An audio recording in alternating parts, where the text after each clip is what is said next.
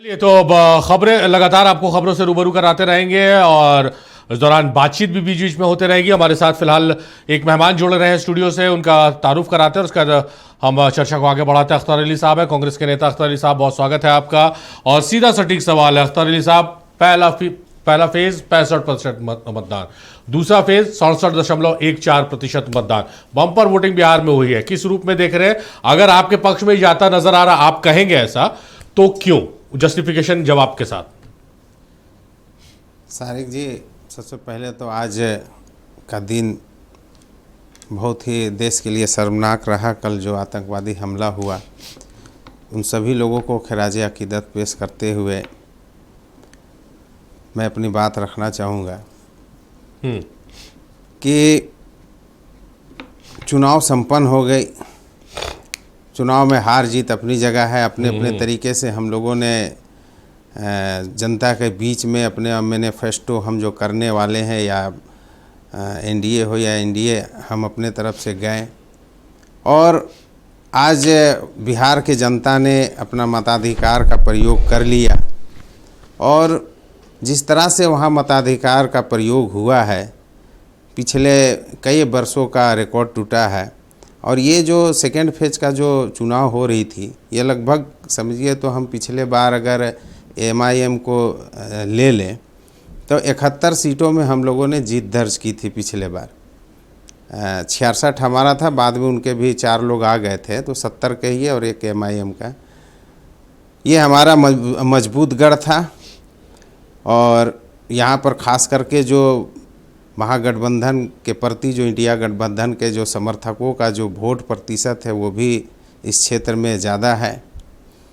और हम लोगों ने पिछले बार से बेहतर करने का इस बार जो स्ट्रेटजी है उसको लेकर के चला था कि किस तरह से हम इन क्षेत्रों से कम 80 से 90 सीट तो कन्फर्म लाएं, बढ़ जाए लेकिन घटे नहीं।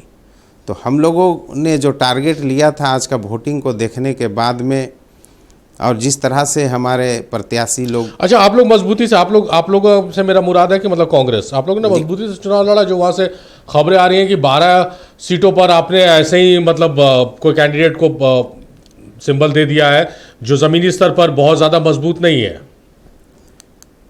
अब ये तो कहाँ से आप लोगों को इस तरह से मिल जाता है कि 12 ऐसे कैंडिडेट जो कुछ नहीं थे। वरना अगर आप वहाँ पर जब जा कर के देखेंगे तो जो जनाधार वाले लोग थे, जो समाज से जुड़े रहते हैं, पार्टी के लिए कार्य करते हैं, उन्हीं को टिकट दिया जाता है। और आप जिस तरह से बात कर रहे हैं, इस तरह ऐसा तो लग रहा है जैसे कि बिहार में हम एकदम मरणासन स्थिति में हो, इसलिए किसी को नहीं, मेरे कहने से क्या होगा। ये 2020 के चुनाव के बाद तो तेजस्वी यादव ने ये बात कही। मेरे ना कहने और ना कहने से क्या फर्क पड़ेगा। उन्होंने कहा था कि कांग्रेस मजबूती से चुनाव नहीं लड़ी, अगर चुनाव लड़ी रहती तो आज हम लोग सत्ता में रहते। उन्होंने आरोप लगाया था। चलिए लौटेंगे, जवाब आपसे लेंगे। अंशु प्रियंका मिश्रा हमारे साथ है, एलजेपीआर की नेत्री है। बहुत स्वागत है अंशु जी आपका। नमस्कार। अंशु जी, बम्पर वोटिंग हो रही है, 65% पहला फेज, दूसरा फेज 67% मतदान। बिहार की सियासत का ऊँट किस ओर बैठता नजर आ रहा है? अगर आपको लग रहा है कि ये एनडीए के रुख में हवा है, हवा तो नहीं, इसको सुनामी कहेंगे क्योंकि रिकॉर्ड सारे टूट गए 25 साल के, तो क्यों आप लोगों को लग रहा है कि आप लोगों के साइड ये जो बढ़े हुए वोट प्रतिशत है जा रहे हैं? बिल्कुल, जिस तरह से पहला चुनाव हुआ आपका 6 तारीख को, तो उसमें 100 सीट तो बिल्कुल हम लोग को मिलने वाला है। और दूसरा आज ये संपन्न हुआ है 11 तारीख को। तो जिस तरह से रुझान देख रहे हैं, मतदाताओं का व्यू देख रहे हैं, तो लगता है कि फिर से इस बार एनडीए सरकार आने वाली है। और खासकर मैं महिलाओं की बात करूं, आप कंफर्म नहीं कह पा रही, लगता है कि एनडीए की सरकार आएगी, अभी भी वो कॉन्फिडेंस आप में नहीं है ना? बिल्कुल एनडीए की सरकार फिर से आने वाली है। और जिस तरह से रुझान भी बता रहा है, जिस तरह से जितने भी मतदाता हैं वो लोग जो उत्साह से वोट दे रहे हैं, इस बार देखे भी कि सेकंड चरण में ज्यादा परसेंटेज आया भी है उसका। और तो लोग भी चाह रहे हैं। और महिलाओं को, जहां तक महिलाएं जा रही हैं, तो वो नीतीश कुमार के सरकार में, डबल इंजन की सरकार में जिस तरह से अपने को सशक्त महसूस कर रही है, आगे बढ़ते हुए महसूस कर रही है, तो वो तो चाह रही है कि फिर से नीतीश कुमार की सरकार आए और फिर से एनडीए सरकार आगे बढ़े। अच्छा मैडम, एक चीज हमको समझाइए, तो पिछले बार आप लोग बहुत लंबे चौड़े सीट्स पर चुनाव लड़े थे, नतीजा क्या है, एक सीट आप लोग जीते थे। इस बार अगर एनडीए की सरकार बनती है तो आप लोग कितना शक्ति उसमें लगा पाएंगे? आप लोगों को क्या लग रहा है कि आप लोगों का स्ट्राइक रेट कैसा रहेगा? बिल्कुल, जिस तरह से आप लोग सभा में देखे कि हम लोगों को 5 सीट मिली, तो एसडीपीआर के तरफ से पांचों की पांचों सीट हम लोग निकाले, तो इस बार 29 सीट हम लोग को मिला है। तो बिल्कुल हमारे जहाँ जहाँ प्रत्याशी हैं वहाँ वहाँ सभी जगह वो सीट निकालेंगे, और इस बार भी परसेंटेज बहुत अच्छा रहेगा एलजेपीआर का। चलिए मैडम, अगर आपकी बातों में दम है तो मैं स्पेशली पटना आऊंगा शपथ ग्रहण में आपसे मिठाई खाने के लिए, क्योंकि आप स्पष्ट नजर आ रही हैं कि भाई एनडीए की सरकार आ रही है। इस बार बिहार की जनता सोच रही है कि 2005 वाली सरकार हम लोग को नहीं चाहिए, जंगल राज नहीं चाहिए। इस बार बिहार में सुशासन की सरकार चाहिए। जिस तरह से एक गड्ढे के रूप में इन लोग हम लोग को बिहार दिए गए थे, उसको बढ़ते बढ़ते 20 साल लगा, और इतना डेवलपमेंट हुआ 20 साल में। खासकर महिलाएं जिस तरह से पहले निकल नहीं सकती थी, आज 12 बजे रात में भी महिलाएं मैरिज ड्राइव पे जा रही हैं। ये इसका प्रमाण तो हमारे राजद के नेता के फोटो में भी पता चल रहा है। तो इस तरह महिलाएं भी सुरक्षित हैं। और जैसे कहा जाता है कि 10,000 रुपया जो अभी चुनाव है इसलिए दिया गया, बिल्कुल नहीं, पहले से भी महिलाओं को बहुत आगे बढ़ाने का काम हमारी सरकार ने किया है। डबल इंजन की सरकार ने की है। बहुत सारी योजनाएं महिलाओं को भी दी हैं, बच्चों को पढ़ाने के लिए दी हैं, वृद्धा पेंशन को बढ़ाया है, वृद्धा पेंशन दिया है, आयुष्मान कार्ड दिया। गिनती गिनाते गिनाते हम लोग थक जाएंगे, लेकिन ये पूरा नहीं होगा। तो इस बार फिर से एनडीए सरकार आने वाली है, और सारी जनता इस बार अपने विवेक से वोट दे रही है, किसी के बकावे में वोट नहीं दे रही है, अपने विवेक से वोट दे रही है, और चाह रही है कि बिहार का विकास जहां हो उसी सरकार को फिर से लाना है। आपने अपनी सारी बातें रख दी, पर मुझे पार्टी देने वाली बात आप गोल कर गई।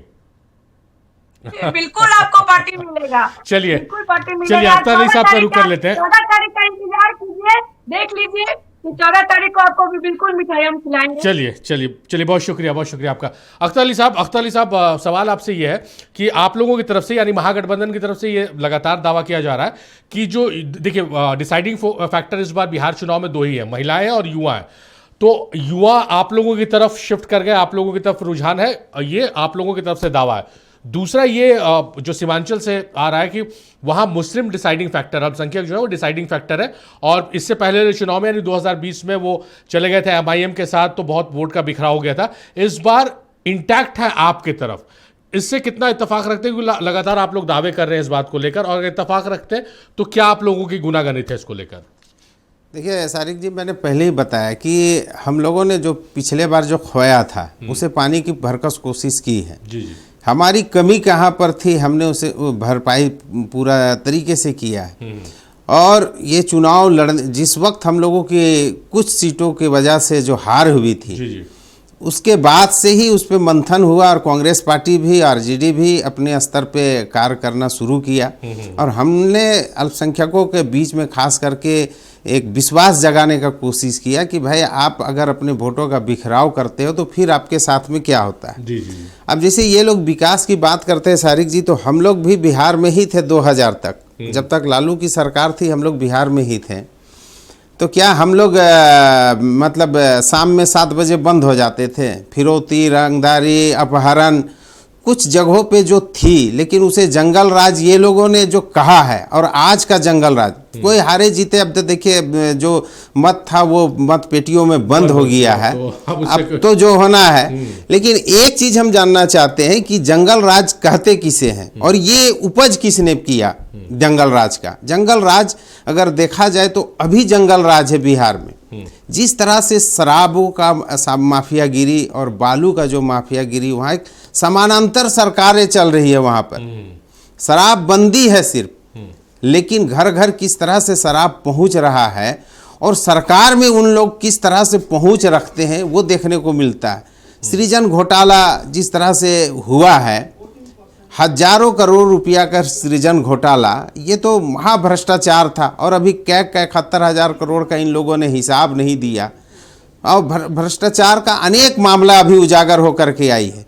पेपर लीक, वहाँ युवा जो बोल रहे हैं कि जो वोट देने निकले हैं, मुद्दे ये सब इस बार बिहार चुनाव खत्म हो में गया। बिहार हाँ। चुनाव में सिर्फ दो ही मुद्दे बने, एक पलायन रोजगार, बस दूसरा बस। अब विकास। दूसरा यही मैं कहना चाह रहा हूँ, युवा जो आज वोट दिए हैं वो युवा वोट दिए हैं जो पेपर लीक के आते थे और पेपर लीक हो जाती थी। उनके अंदर जो आक्रोश था उसके खिलाफ जो सड़कों में उठे थे और उनको जिस तरह से लाठियां मिली थी बिहार में, और जो पलायन होकर के गए हैं, पलायन होने के बाद में बहुत सारे लोग तो वोट देने आए नहीं, बहुतों को तो स्पेशल ट्रेन करके भेजा गया बिहार में कि जाओ तुम वोट दे करके आओ।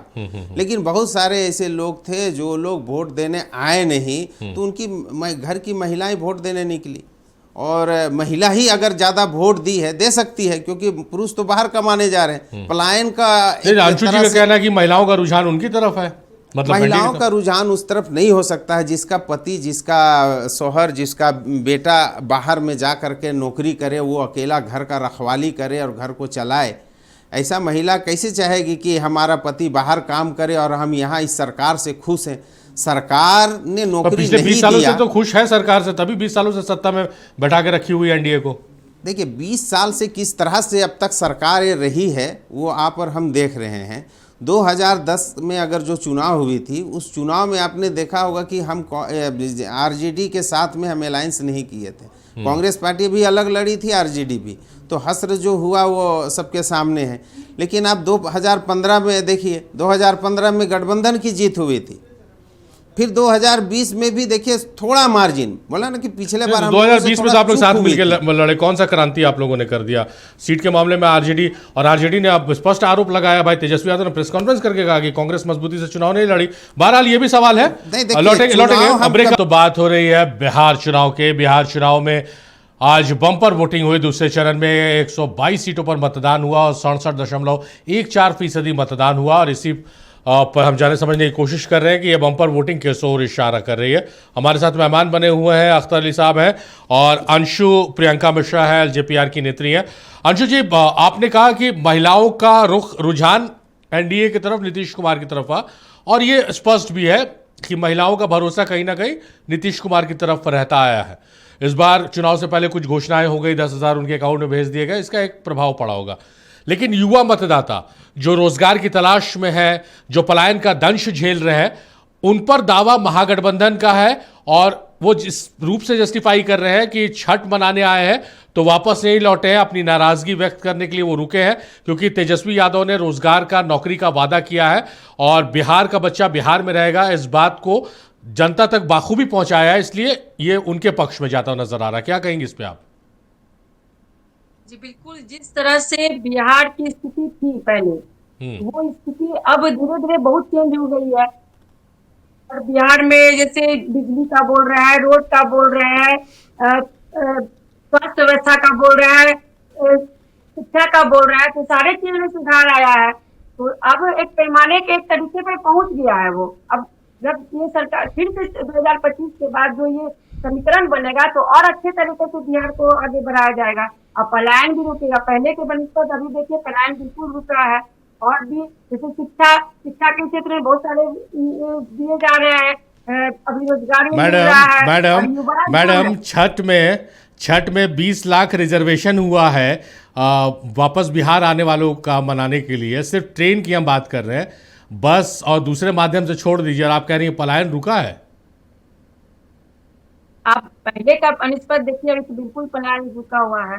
और जब आगे बिहार और भी अच्छे से सुदृढ़ तरीके से आगे बढ़ेगा तो बिल्कुल पलायन रुकेगा। और हमारे राष्ट्रीय अध्यक्ष का भी विजन भी है ये बिहार फर्स्ट, बिहारी फर्स्ट, यानी बिहार में अगर उस तरह की व्यवस्था और अच्छे से हो जाए तो बिल्कुल युवा लोग बाहर क्यों पढ़ने जाएंगे।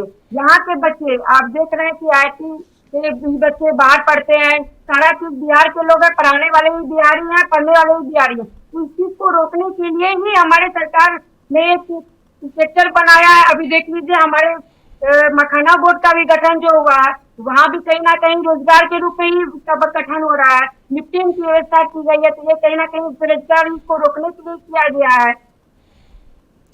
अच्छा मैडम, ठीक है, आप जो कह रही हैं 20 साल आप लोगों के पास सत्ता रही है, एनडीए के पास 20 साल सत्ता, 20 साल कम पड़ गए। 20 साल में आप बहुत कुछ कर सकते थे, जिससे बिहार में ही रोजी रोजगार के अवसर पैदा हो जाते। 20-20 लाख, 25-25 लाख, 30-30 लाख युवाओं को बाहर नहीं जाना पड़ता रोजगार की तलाश में, कूली मजदूर का काम करने के लिए नहीं जाना पड़ता। 20 साल एक वक्त होता है, एक बहुत बड़ा वक्त होता है। बिल्कुल, मैं तो ये मान रही हूँ कि 20 साल बहुत बड़ा वक्त होता है। जिस तरह से बिहार को दिया गया था, आप देख लीजिए कि शिक्षा की व्यवस्था अभी सुधरी है कि नहीं, अभी स्वास्थ्य की व्यवस्था सुधरी है कि नहीं। अगर पहले लोग थोड़ा सा तबियत खराब है, पटना जाने के लिए भी 8-9 घंटे का लोग तरीके से जा नहीं पाते थे, लेकिन अगर सड़क की व्यवस्था अभी हो गई है तो 4-5 घंटे में आराम से लोग चले जाते हैं। और सभी जगह बिहार में सभी जगह अभी देखिए सुपर स्पेशलिस्ट हॉस्पिटल बन गया है, तो स्वास्थ्य के लिए भी यहाँ पे हुआ है बिहार में। नहीं, ये इस बात से तो मैडम, इस बात से तो मैं आपकी इत्तेफाक रखता हूँ। सड़कों का जो जाल वहां पर बिछाया है नीतीश कुमार ने, वो अभूतपूर्व है। लेकिन सड़क पे देखिए, जो अच्छी चीज है मैडम अच्छी चीज है, पत्रकार हूं, ऑन एयर लाइव प्रोग्राम में मैं तारीफ कर रहा हूं, मुझे कोई इससे दिक्कत नहीं है। लेकिन रोजगार के अवसर आप लोग पैदा नहीं कर पाए, ये खामी रही आप लोगों में। अब ये कहा जा सकता है क्योंकि चुनाव संपन्न हो चुका है। बिल्कुल, अभी भी देख लीजिए आप, युवाओं के लिए भी रोजगार का नया नया चीज आ रहा है। जैसे अभी शिक्षा का जो भी दिया गया है, वैकेंसी निकला है, तो वो रोजगार के लिए ही निकाला गया है, सिर्फ महिलाओं के लिए तो नहीं है, उसमें युवाओं के लिए भी है। युवा में तो महिला और युवा दोनों आ सकते हैं। और अभी युवा गठन का आयोग भी बना है। आपने भी देखा कि हमारे राष्ट्रीय अध्यक्ष जी ने भी इसके लिए 7 बार सदन में बात रखी, और युवा गठन आयोग भी बना है। तो युवाओं को आगे बढ़ाने के लिए युवाओं के लिए ही युवा गठन आयोग बना है। चलिए, तो मतलब अब आप लोग मतलब रोड मैप में है कि आगे अगर आप लोग सत्ता में आते हैं तो बाकी जो बचे काम है आप लोग वो करेंगे। चलिए, बिल्कुल बिल्कुल, पैमाने पे बन गई है, बस अब उसको चालू करने का देरी है। चलिए, अख्तर अली साहब, देखिए मैडम तो लंबी चौड़ी फेरिस्त लेके बैठी है कि ये काम हुआ है, और जो काम रह गए हैं उसको इस टेन्योर में अगर जनता विश्वास जताती है एनडीए पर फिर से जी, बिल्कुल जो काम हुआ है वो परफेक्ट है। हाँ, तो आप लोगों के लिए तो चुनौती है ना कि भाई मैडम कह रही कि ये काम हो गया है, ये बचा हुआ ये हम कर देंगे अगर हमको फिर से मौका मिलता है तो। देखिए मैडम, जो स्वास्थ्य के बारे में जो बोल रही थी, एक मिनट में स्वास्थ्य के बारे में बोल रही थी, तो नीति आयोग का जो रिपोर्ट है मैडम सामने होंगे, एक बार देख लेना चाहिए। उसमें सबसे निचले में पहला स्थान है बिहार आज का तारीख में, स्वास्थ्य में यही स्थिति है। और हम जो बिहार से अलग हुए हैं, उसी वक्त नीतीश जी वहाँ के मुख्यमंत्री बने थे अगला टेन्योर में, उस समय से अभी झारखंड को देखिए मैडम, तो झारखंड नीति आयोग के रिपोर्ट के अनुसार स्वास्थ्य में नंबर 1 है। अब रोजगार सेक्टर जो है वो देखिए, या तो कृषि से, दूसरा मैन्युफैक्चरिंग में, या सर्विस सेक्टर, इन्हीं चीज़ों से सर्विस लोगों को मिलता है, रोजगार मिलता है। आज बिहार का लोग पलायन कर रहे हैं, अधिकतर देखिएगा पंजाब में, हरियाणा में जा कर के वो कृषि पे ही काम कर रहे हैं, खेती मजदूरी कर रहे हैं वहाँ पर, और दिहाड़ी पे काम कर रहे हैं वहाँ। तो आपकी कृषि की कोई ऐसी योजना ही नहीं थी बिहार में कि जिससे आप क्या कहते हैं पंजाब और हरियाणा के समकक्ष खड़ा हो सके, और वहाँ के लोगों को वहाँ पलायन ना करके अपने ही राज्यों में कृषि के क्षेत्र में ही रोजगार मिले। इस पे तो आपने कुछ किया नहीं। मैन्युफैक्चरिंग में आपने वहाँ देखा होगा कि 20 सालों में एक भी इन्वेस्टमेंट वहाँ हुआ नहीं। जो चीनी मिल कांग्रेस के समय में जो बनाई गई थी उसे तो इन लोगों ने चला नहीं सका। अब पिछले बार नरेंद्र मोदी जी चुनाव में आकर के कहे थे कि मैं बेतिया में आऊँगा और यहाँ का चीनी मिल का शक्कर से चाय पीऊँगा आप सबके साथ में। वो चीनी मिल तो चालू ही नहीं कर सके 5 सालों में। और रही बात इनकी जो सड़कों की जो बात कर रहे हैं, तो आपने देखा होगा कि 2009 से ही बिहार में जब यूपीए की सरकार थी उस वक्त वहाँ का ग्रोथ रेट जो था 12% तक हो गया था। और सड़कों का जाल केंद्र के अनुदान से ही वहाँ जितना भी आप सड़कें घूम रहे हैं वो NHAI के द्वारा बनता है। और 2004 से पहले अगर आप NHAI की स्थिति देखेंगे तो हम या तो वर्ल्ड बैंक से लेते थे कर्ज या ADB से कर्ज लेकर के सड़कें हमारी बनती थी। लेकिन जब हमारी सरकार यूपीए की सरकार आई तो हमने NHAI को उस काबिल बना दिया कि ना वर्ल्ड बैंक से ना एडीबी से कर्ज ही लेना हम लोगों ने बंद कर दिया, क्योंकि हम इतना सक्षम हो गए थे एनएचएआई में कि रोडों का जाल बिछना शुरू हो गया था। और इसके बिना पे आप जितना भी देखते हैं, लेकिन आप एनएचएआई से जब हटेंगे, गांव के तरफ में जाएंगे, शहर के अंदर के गलियों में जब जाएंगे, सेंसस जो नगर निगम का जो गली कोचा होता है उन सब जगहों पे जाएंगे, तो क्या बिहार की स्थिति है वैसी जो एनएचएआई का जो सड़क दिखता है वो? तो जो केंद्र के अनुदान से जो चीज़ बन गया है उसे अगर हम राज्य सरकार अगर अपना उपलब्धि बताए तो ये तो बेईमानी है। राज्य सरकार को कार्य किन चीज़ों में करना चाहिए अपने जनता के लिए? उन्हें अच्छा स्वास्थ्य की सुविधाएं मिले, अच्छा शिक्षा मिले, लोगों को रोज़गार स्वरोजगार सृजन का मौका मिले। तो ये सब चीज़ तो ये इन्होंने किया नहीं। शराबबंदी कर दिया लेकिन घर घर शराब पहुंच रही है। बालू माफिया और शराब माफिया का गठजोड़ चल रहा है, समानांतर वहाँ सरकारें चल रही है। तो बहुत सही सब देखिए, आज आप लोगों को लग रहा है कि ये सब मुद्दे चुनाव बने। हमारे साथ और भी मेहमान जुड़े हैं और उनसे भी सवाल जाओ। एक चीज मैं सारिक जी बोलना चाहूँगा कि देखिए, आज बिहार और झारखंड का अगर आप तुलना करेंगे तो जितना समय नीतीश कुमार का हुआ है उतना ही लगभग झारखंड का भी अलग हो गया है। हर सेक्टर में हम बिहार से आगे बढ़ रहे हैं। चाहे आप ऊर्जा पे ही ले लीजिए, ऊर्जा पे ले लीजिए तो आज 40 लाख लोगों को हम यहाँ मुफ्त बिजली दे रहे हैं, 40 लाख घरों को। चलिए हम लौटते हैं आपके पास अख्तर अली साहब। रमाकांत महतो हमारे साथ जुड़ गए। रमाकांत जी बीजेपी के नेता, बहुत स्वागत है रमाकांत जी आपका। रमाकांत जी, सीधा और सटीक सवाल है कि पहले फेज में जो मतदान हुआ उसमें बम्पर वोटिंग हुई, 65% के आसपास मतदान हुआ है, अभी 67.14% मतदान हुआ है। ये बढ़े हुए मतदान किस ओर इशारा कर रहे हैं? अरे देखिए, ये 2-3 चीज़ों की ओर इशारा कर रही है सरकार को। इस सरकार में किस तरीके से समग्र विकास की ओर बिहार बढ़ा है इसको प्रदर्शित करता है। और बिहार जैसे जहां गणतंत्र की नींव पड़ी थी, दुनिया में पहला गणतंत्र लिच्छवी में वैशाली जिले में हुई थी, और आज सही रूप में गणतंत्र और लोकतंत्र की मजबूती यदि दिखाई दे रही है दुनिया में और भारत के परिप्रेक्ष्य में, तो वह विकास के मापदंड के आधार पर ही लोकमत और लोकतंत्र दोनों ही मजबूत होते हैं। और ये मत सरकार के पक्ष में ही जाएंगे, ऐसी हमारी मान्यता है और विश्वास भी है। और जिस तरीके से उत्तरोत्तर विकास नरेंद्र मोदी जी की सरकार में, केंद्र में जिस तरीके से काम कर रही है, उसी तरीके से नीतीश कुमार जी भी जमीनी स्तर पर सभी क्षेत्रों में देखिए समग्र रूप से काम करने का श्रेय आज एक विकास सुशासन और गुड गवर्नेंस के रूप में और विकास पुरुष के रूप में नीतीश कुमार जी स्थापित हो चुके हैं बिहार में। अब मुझे लगता है कि जब तक नीतीश कुमार जी हैं बिहार में, मुझे नहीं लगता है कि एनडीए छोड़ करके कोई दूसरा सरकार वहां बना ले। ये संभव दिखाई नहीं दे रहा है। कांग्रेस पार्टी के काबिल प्रवक्ता हैं, हमारे मित्र हैं अख्तर साहब। कांग्रेस पार्टी की बड़ी स्वाभाविक है, कांग्रेस पार्टी बुनियाद थी स्वतंत्रता आंदोलन के बाद में और स्वाभाविक रूप से काम हुए थे। ऐसी बातें नहीं है कि कांग्रेस पार्टी की राज्य की जो केंद्र की सरकार थी या राज्यों में जो सरकारें थी वो काम नहीं कर रही थी, काम कर रही थी। लेकिन जिस तरीके से भ्रष्टाचार के भी और घोटाले के नए आयाम प्रतिस्थापित किए कांग्रेस पार्टी की सरकार ने, ये भी देश की जनता ने देखा। परिणामतः क्या हुआ कि कांग्रेस पार्टी हर जगह बैसाखी के बल पे ही चल रही है और इनको चलने में भी अभी भी दिक्कतें हो रही हैं। ये कांग्रेस पार्टी अभी पैरालिसिस की स्थिति में है और ये परिस्थिति कांग्रेस पार्टी को ना हुई होती। और यही बातें हैं कि आज कांग्रेस पार्टी, आज संगठन है ना उनका, कहीं कोई सही तरीके से सत्ता चल पा रही है। बैसाखी के सहारे किसी दूसरे के साथ मिल करके डींगे तो बड़ी बड़ी हाँक दे रहे हैं। झारखंड की भी विकास की बातें कर रहे हैं।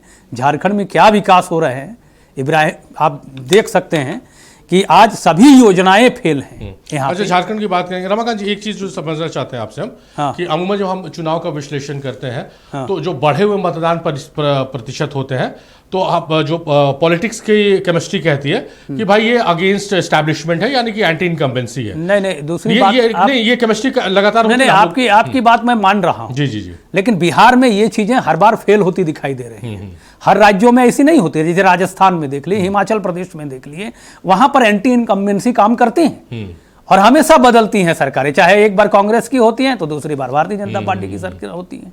लेकिन बिहार में ये मिथक हो चुकी है। आप देखते आ रहे हैं, जब से नीतीश कुमार जी के नेतृत्व में एनडीए की सरकार बनती आ रही है, तभी से इस प्रकार की परिस्थितियां पैदा हुई हैं। और मैं एकदम बेबाक तरीके से इस बात को कह सकता हूं मैं कि बिहार के लिए बेहतरीन मुख्यमंत्री शायद नीतीश कुमार जी हैं। इसीलिए वहां की जनता एनडीए के साथ नहीं रहते हुए भी नीतीश कुमार जी के नेतृत्व वाली पार्टी को ही वहां पे बहुमत दे चुकी है। इसलिए आप दावे के साथ आप भी इब्राहिम जी मान लीजिए कि नीतीश कुमार जी ही वहां के अगले मुख्यमंत्री जी होंगे। चलिए, मुझे भी आप मनाने के पीछे पड़ गए। अंशु जी का रुख कर लेते हैं। अंशु जी, जो महागठबंधन की केमिस्ट्री है कि पिछले बार सीमांचल वाले इलाके में एमआईएम की एंट्री हुई थी, जिस वजह से कई सीटों पर इनको मार खानी पड़ी थी और उसी वजह से सत्ता के करीब पहुंचते पहुंचते ये रह गए थे। लेकिन इस बार अल्पसंख्यक मतदाता जो है वो एकजुट रहे हैं और इस बार बिखराव नहीं है, वोट में बिखराव नहीं है, जिस वजह से सीमांचल वाले क्षेत्र में या सेकंड फेज वाले जो चुनाव है उसमें अपने आप को मजबूत स्थिति में पेश कर रहे हैं। आप किस रूप में इसको लेती हैं कि ये ऐसा हुआ, क्योंकि आप भी एक्टिव रही हैं बिहार की सियासत में? और वहाँ भी हमारे एनडीए के जो भी प्रत्याशी हैं वो वहाँ भी काम कर रहे हैं और वहाँ भी आगे निकलने वाले हैं। और हमारे महागठबंधन के जो लोग हैं वो इस बार सपना ना देखे, वो सपना ही रह जाएगा, क्योंकि फिर से इस बार बिहार में 2025 में फिर से नीतीश सरकार की फिर से आने वाली है। और डबल इंजन की सरकार में जिस तरह से काम हुआ है, या वहाँ के लोग भी ये समझ रहे हैं कि डबल इंजन की सरकार में ही जो काम हुआ है डबल इंजन की सरकार ही कर सकते हैं। तो जो भी प्रत्याशी वहाँ भी है वहाँ भी हम लोग लीड करेंगे। ये चीज उनको भी पता होना चाहिए कि वहाँ के लोग भी पहले साथ में भी दिख रहे हैं, लेकिन वोटिंग वो एनडीए वाले को ही कर रहे हैं, क्योंकि वो जान चुके हैं कि जो सरकार बिहार का विकास कर सकती है वो आगे भी विकास करेगी। तो अभी जिस तरह से देख रहे हैं कि एनडीए की सरकार अभी है और 2025 के बाद भी एनडीए की सरकार आने वाली है, तो वो सपना देख रहे हैं तो सपना देख लें, क्योंकि सपना सच होने वाला नहीं है। जो हकीकत है वो एनडीए की सरकार फिर से आने वाली है। अच्छा, चलिए रमाकांत जी का रुख कर लेते हैं। थोड़ा विलंब से हमारे साथ जुड़े तो ज़्यादा वक्त उनके पास रहना लाजमी है। रमाकांत जी, जनसुराज को लेकर क्या, जो बिहार से राजनीति के जानकार है वो कह रहे हैं कि दोनों डैमेज किया है जनसुराज ने। जनसुराज कितनी सीट लाएगी ये पता नहीं है, लेकिन दोनों डैमेज किया है, मेजरली डैमेजिंग एनडीए साइड पे ज़्यादा डैमेज किया। कितना इत्तेफाक रखते हैं इससे? देखिए, ये तो स्वाभाविक रूप से वो महागठबंधन की बी टीम मान के चलिए वो चूंकि वो हमेशा से वो हमारे साथ थे, वो एनडीए के साथ रहे, नीतीश कुमार जी की सरकार को बनाने में उनकी महत्वपूर्ण भूमिका रही। कहीं ना कहीं खटपट हुई होगी, यही वजह है कि वो बाहर का रास्ता नापे और एक नई पार्टी खड़ी कर दी। लेकिन वहाँ की राजनीति में मुझे नहीं लगता है कि बहुत ज़्यादा वो असर डाल पाएंगे इस चुनाव में। जिस तरीके से वो पहले डींगे जो भी वो भी दम बहुत भर रहे थे कि मैं वहाँ से चुनाव लड़ूंगा, यहाँ से चुनाव लड़ूंगा, बड़ी बड़ी पदयात्राएं उन्होंने की, लेकिन एक वातावरण तैयार इस तरीके से दिखाई दे रहा है। लेकिन जो ज़मीनी हकीकत थी वो ज़मीनी हकीकत से वो कोसों दूर रहे वो, क्योंकि वो सोशल मीडिया और टेक्नोलॉजी से जुड़े हुए व्यक्ति हैं। ज़मीनी धरातल पर कभी उन्होंने कोई विशेष आंदोलन उन्होंने कभी किया नहीं था, और यही वजह है कि वो, मुझे नहीं लगता है कि ना बहुत ज़्यादा वो महागठबंधन को हानि पहुंचा पाएंगे और ना ही ज़्यादा वो एनडीए को मतलब ज़्यादा इम्पैक्ट उनका नहीं रहा आपके? नहीं, बहुत ज़्यादा मुझे नहीं दिखाई दे रहा है, और हम उस विषय पर बहुत ज़्यादा चर्चा करना भी नहीं चाहते। और हम विकास के मुद्दे को लेकर के बिहार का चुनाव हम लोग लड़ रहे हैं एनडीए, और निश्चित रूप से मैं ये कह सकता हूँ जिस तरीके से पूर्व की सरकारें को वहाँ की जनता ने देख चुकी है वहाँ की किस तरीके से लालू यादव की सरकार हो, चाहे राबड़ी देवी की सरकार हो, चाहे उसके पूर्व कांग्रेस पार्टी की सरकार हो, विकास के कैसे कैसे घोटाले के नए नए आयाम खड़े किए गए। और अभी जो नीतीश बाबू की सरकार में जिस तरीके से नए नए विकास के नए आयाम खड़े किए गए, और अभी तक इन पर कोई भ्रष्टाचार के कोई आरोप नहीं लगे हैं, तो इसलिए बेदाग मुख्यमंत्री का छाप एक हमारे पास एक सशक्त नेतृत्व है और सशक्त नीति है हमारे पास। और चुनाव जीतने के पीछे और एक जनता का विश्वास सबसे बड़ी बात होती है। इब्राहिम जी, आप देखिए, हम गठबंधन जब किए, दोनों अलायंस हमारे एनडीए गठबंधनों के बीच में जो बातें हुई, जब हम 5 पार्टियां एक साथ जुट गए, तो एकदम निष्पक्ष तरीके से, निष्प्रिय तरीके से गठबंधन बहुत सुव्यवस्थित तरीके से समायोजित होते हुए हम चुनावी मैदान में गए। लेकिन इनका अभी तक नहीं सुलझा है।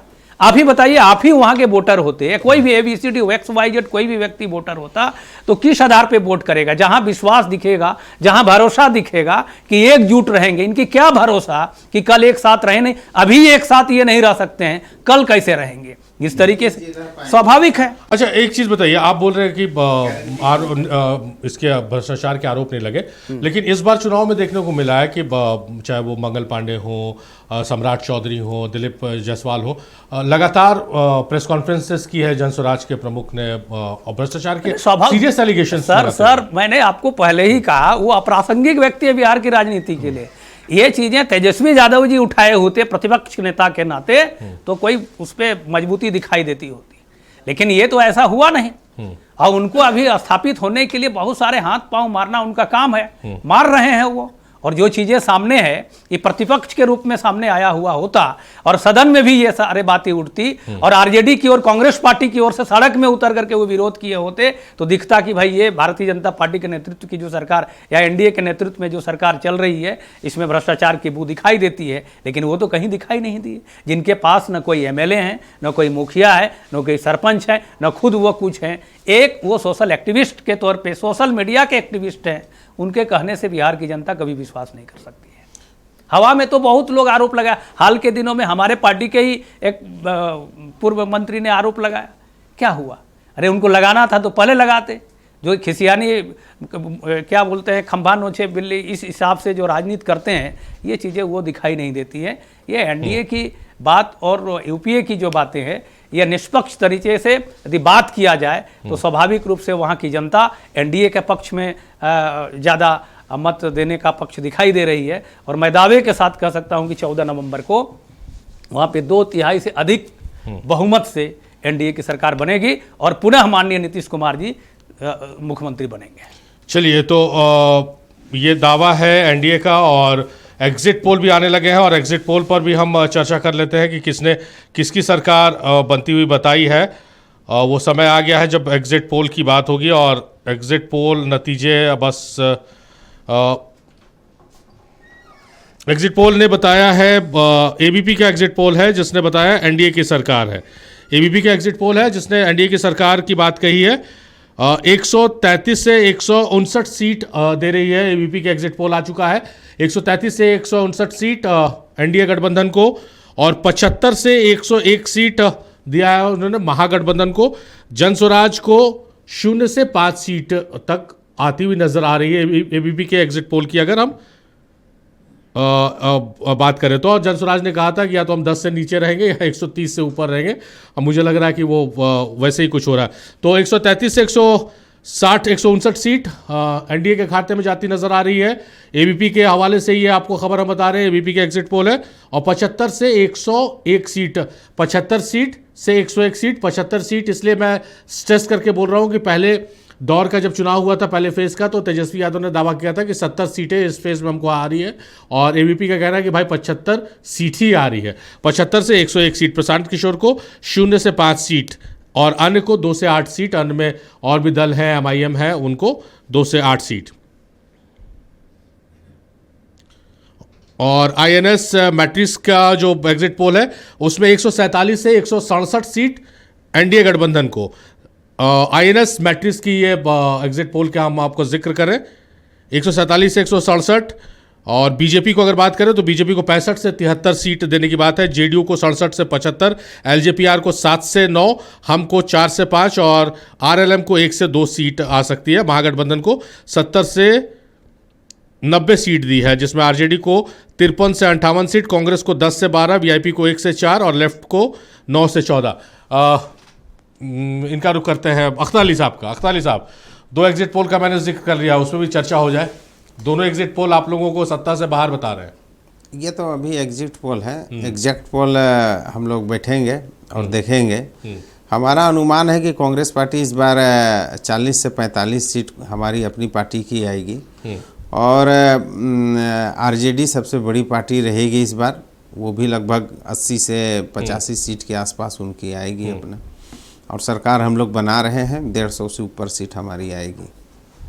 चलिए मैडम को रुक कर लेते हैं। मैडम देखिए, आप लोगों की सरकार मतलब एनडीए की सरकार तो बनती हुई बता रहे हैं आईएनएस मैट्रिक्स, लेकिन आप लोगों को बहुत बड़ा झटका बता रहे हैं। 29 सीटों पर चुनाव लड़ी है, 7 से 9 सीट सिर्फ आती दिख रही है। एग्जिट पोल तो सही नहीं हो सकता है। आप मतलब एनडीए की सरकार बन रही है तो वो सही है, हमको सीट कम आ रही तो सही नहीं है। और हमारे पार्टी के भी लोग और भी एग्जिट पोल में सही नहीं बता रहा है उसमें भी, और वो अधिक भी लाएंगे, आप देख लीजिएगा। और जिस तरह से आपने बोला कि सीमांचल में ये हो रहा है, तो वो महागठबंधन वाले लोग मुसलमान को एक वोट बैंक की तरह यूज करते हैं, इसलिए आप वहाँ पे वो दोनों सटे हुए हैं। लेकिन आप वहाँ भी देख लीजिएगा कि एनडीए के लोग सारे जीतेंगे, जितने भी खड़े हुए हैं एनडीए के लोग, और एग्जिट पोल में भी एनडीए की आगे बढ़त है, और हमारी पार्टी का भी जो रुझान दिखा रहा है वो भी आगे ही बढ़ेंगे। चलिए ये रमाकांत जी कम शब्दों में रखिएगा, बहुत 30 सेकंड में एकदम। एग्जिट पोल का जो मैंने आंकड़ा बताया एनडीए को, आप इत्तेफाक रख रहे हैं या लग रहा है कि उससे प्लस होगा या उससे कुछ माइनस? नहीं तो स्वाभाविक है, रुझान दिख रहा है सर। होनहार बिरवान के होत चिकने पात, चुनाव के पूर्व में ही वोट होने से पहले ही मालूम हो गया था कि वहाँ पे पुनः एनडीए की सरकार बनी रही, इसलिए ये बिखर गए थे अपने आप में। महागठबंधन अपने आप में बिखर गया था। आरजेडी का परिवार कुनबा बिखरा, महागठबंधन बिखरा, और बिखरते रह गए लास्ट तक। ये इन्होंने चुनाव सही तरीके से लड़ ही नहीं पाए, हवा में चुनाव लड़ा है इन्होंने। इसलिए देखिएगा हर चुनाव सभा में 2, 4, 5 मिनट ही तेजस्वी जी को समय मिला है, और उनको लग गया था कि कांग्रेस पार्टी कुछ नहीं है यहाँ पे, बाकी पार्टियां भी कुछ नहीं है, हम कितना कर पाएं। उनका भाई भी अलग हो गया, परिवार से ही बिखरे हो गए, बड़ा मानसिक तनाव स्थिति में थे वो, और यही स्थिति थी कि ये हाल होनी ही थी। चलिए बहुत शुक्रिया रमाकांत जी, आपका बेहद शुक्रिया। अख्तर अली साहब बहुत शुक्रिया। अंशु मैडम आपका बेहद शुक्रिया। आप तीनों मेहमानों ने अपना कीमती वक्त नक्षत्र न्यूज़ को और इस डिबेट को दिया है।